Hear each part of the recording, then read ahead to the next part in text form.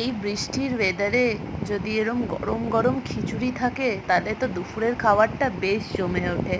তো বাইরে এত সুন্দর বৃষ্টি হচ্ছিল, তো অপেক্ষা না করে ঘরেই দেখো খুব সহজ পদ্ধতিতে এবং খুব কম সময়ে খিচুড়িটা বানিয়ে ফেললাম। তো দুপুরের মেনুতে দেখো ছিল খিচুড়ি, সাথে ছিল ডিমের অমলেট, আর তার সাথে 1 গ্লাস জল।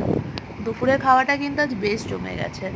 আচ্ছা, তোমাদের বাড়ি কার কার কোথায় সেটা তো আমি ঠিক জানি না, তবে তোমাদের ওখানে বৃষ্টি হচ্ছে কি না কমেন্টসে জানিও। আর বৃষ্টি হলে তোমরাও কি এরকম খিচুড়ি বানিয়ে খেলে সেটাও কিন্তু একেবারে জানাতে ভুলো না।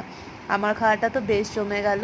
তো তোমরাও কারা এরম বৃষ্টির মধ্যে খিচুড়ি খাও, তার সাথে কি খাও খিচুড়ির সাথে সেটা কিন্তু কমেন্টসে জানিও। আমার খুব সিম্পল ছিল খিচুড়ি আর ডিমের অমলেট, তবে অনেক সময় ইলিশ মাছ ভাজা, আলু ভাজা অনেকেই খায়। তো ভিডিওটা কেমন লাগলো জানিও, লাইক করো, সাবস্ক্রাইব করো।